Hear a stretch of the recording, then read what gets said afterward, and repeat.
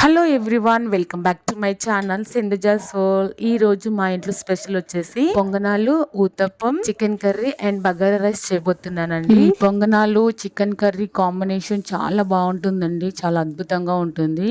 ఇక్కడ వచ్చేసి ముందుగా పొంగనాలు అయితే వేస్తున్నానండి. పొంగనాలు వేయడం పెద్ద కష్టమైన పనేం కాదండి. సో సింపుల్ అండి. మనం దోశలు వేసుకుంటాం కదండి, అదే బ్యాటర్ లో ఒక కప్పు బొంబాయి రవ్వ యాడ్ చేసి కలిపి 10 to 15 minutes ఒక పక్కన పెట్టేసేయాలండి.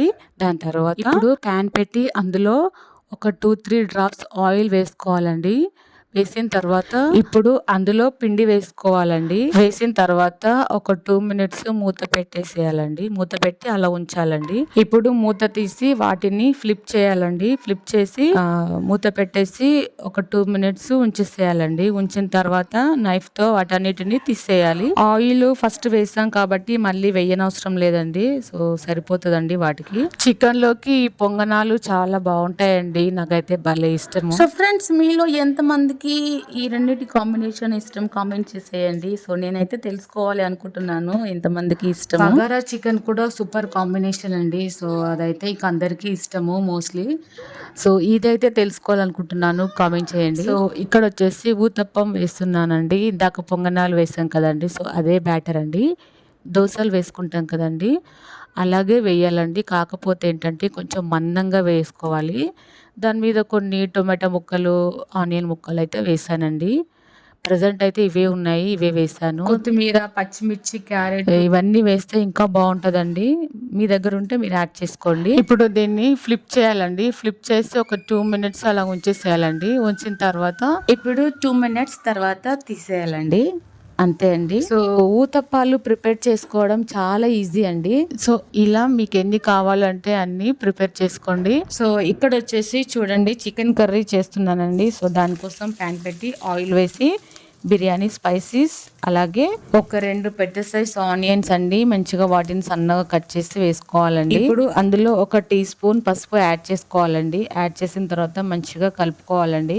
కలిపిన తర్వాత ఇప్పుడు ఒక 2 టేబుల్ స్పూన్ల జింజర్ గార్లిక్ పేస్ట్ యాడ్ చేసుకోవాలండి. సో వేసిన తర్వాత మంచిగా కలిపేయాలి. పచ్చివాసన పోయేంత వరకు మంచిగా కలుపుకోవాలండి. కలిపిన తర్వాత మూత పెట్టి ఒక 2 minutes మగ్గించుకోవాలండి. పచ్చివాసన పోయేంత వరకు మగ్గించుకోవాలండి. సో ఇప్పుడైతే కరివేపాకు యాడ్ చేసుకోవాలండి. నెక్స్ట్ ఇప్పుడు ఒక 2 పెద్ద సైజ్ టొమాటోస్ తీసుకున్నానండి. సో వాటిని మంచిగా వాష్ చేసి వాటిని సన్నగా కట్ చేసి ఇందులో యాడ్ చేసుకోవాలండి.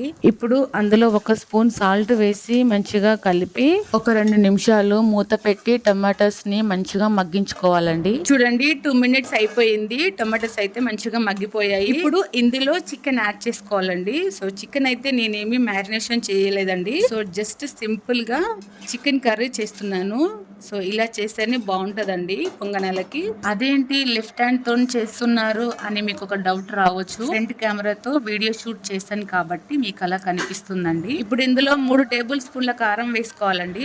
కారం ఇంతే వేయాలని ఏమీ లేదండి.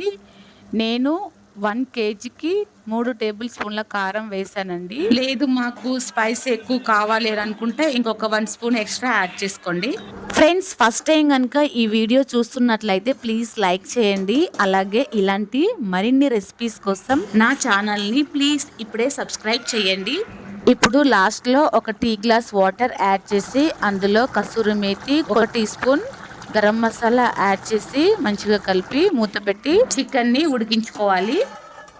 సో చూడండి, చికెన్ అయితే మంచిగా ఉడికిపోయింది. ఇప్పుడు లాస్ట్లో కొంచెం కొత్తిమీర యాడ్ చేసుకొని స్టవ్ ఆఫ్ చేసుకోవాలండి. అంతే.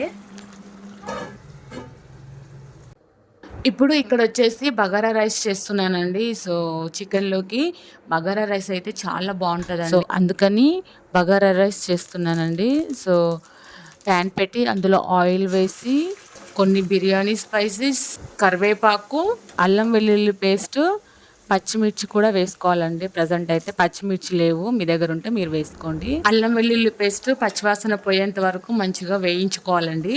వేయించిన తర్వాత ఇప్పుడైతే వాటర్ యాడ్ చేసుకోవాలండి. సో నేనైతే 3 గ్లాసుల రైస్ తీసుకున్నానండి. 3 గ్లాసుల రైస్కి 4 గ్లాసుల వాటర్ అయితే యాడ్ చేసుకోవాలండి. వాటర్ యాడ్ చేసిన తర్వాత అందులో 1 స్పూన్ గరం మసాలా యాడ్ చేయాలండి. గరం మసాలా వేసిన తర్వాత ఒక 2 స్పూన్ల సాల్ట్ వేసుకోవాలండి. కొంచెం కసూరి మేతి కూడా వేయాలండి.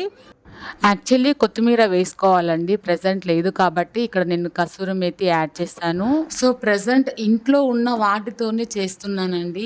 సో వేసిన తర్వాత వాటర్ని మరిగించుకోవాలండి.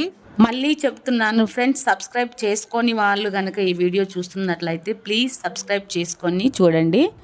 వాటర్ మరిగించుకున్న తర్వాత చూడండి, ఇక్కడైతే రైస్ యాడ్ చేశాను. రైస్ అయితే వేసుకోవాలండి. వేసిన తర్వాత ఒక 2 సార్లు అలా కలిపేసి మూత పెట్టి మంచిగా ఉడికించుకోవాలండి రైస్ని. రైస్ అయితే ఉడికిపోయిందండి. ఒకసారి అయితే చూడండి, మీకు చూపిస్తాను. వంట చేయడం అయితే మొత్తం కంప్లీట్ అయిపోయింది. సో రైస్ కూడా ఉడికిపోయిందండి చూడండి. ఇప్పుడైతే పిల్లలకి పెట్టేస్తానండి రైస్. పిల్లలకి బాగా ఆకలి వేస్తుందంట. సో అందుకని పిల్లలకి పెట్టిన తర్వాత నేను తింటాను. ఎలా ఉన్నారు? ఎలా ఉంది నాని? ఎలా ఉంది పండు? నచ్చినాయా? తినండి.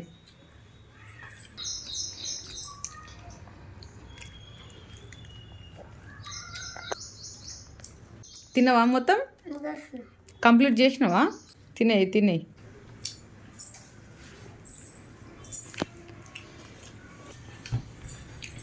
చూడండి ముక్క సూపర్.